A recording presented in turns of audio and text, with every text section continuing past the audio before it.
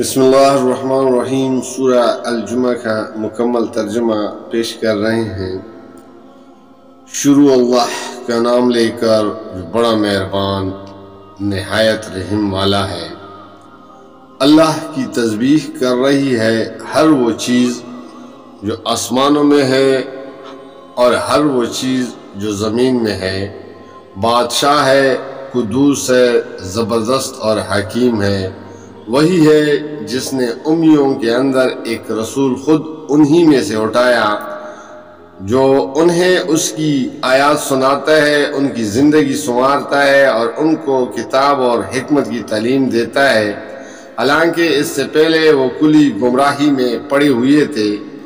اور اس رسول کی بعثت ان دوسرے لوگوں کے لیے بھی ہے جو ابھی ان سے نہیں ملے ہیں۔ اللہ زبردست اور حکیم ہے، یہ اس کا فضل ہے، جسے چاہتا ہے دے دیتا ہے، اور وہ بڑا فضل فرمانے والا ہے۔ جن لوگوں کو تورات کا حامل بنایا گیا تھا مگر انہوں نے اس کا بار نہ اٹھایا، ان کی مثال اس گدھی کی سی ہے جس پر کتابیں لدی ہوئی ہوں۔ اس سے بھی زیادہ بری مثال ہے ان لوگوں کی جنہوں نے اللہ کی آیات کو جھٹلا دیا ہے۔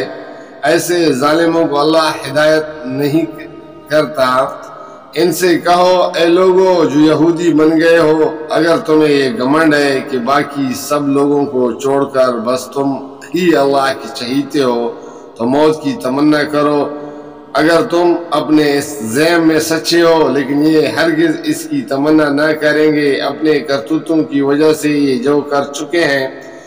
اللہ ان ظالموں کو خوب جانتا ہے۔ ان سے کہو، جس موت سے تم بھاگتے ہو وہ تو تمہیں آ کر رہے گی، پھر تم اس کے سامنے پیش کیے جاؤ گے جو پوشیدہ و ظاہر کو جاننے والا ہے، اور وہ تمہیں بتا دے گا کہ تم کیا کچھ کرتے رہے ہو۔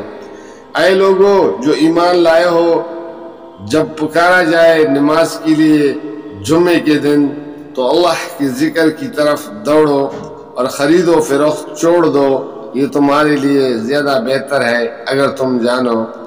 پھر جب نماز پوری ہو جائے تو زمین میں پھیل جاؤ اور اللہ کا فضل تلاش کرو اور اللہ کو کثرت سے یاد کرتے رہو، شاید کہ تمہیں فلاح نصیب ہو جائے۔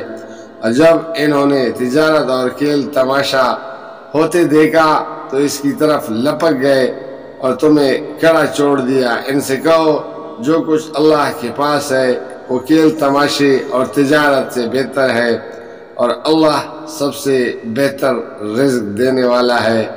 جزاک اللہ، فی امان اللہ۔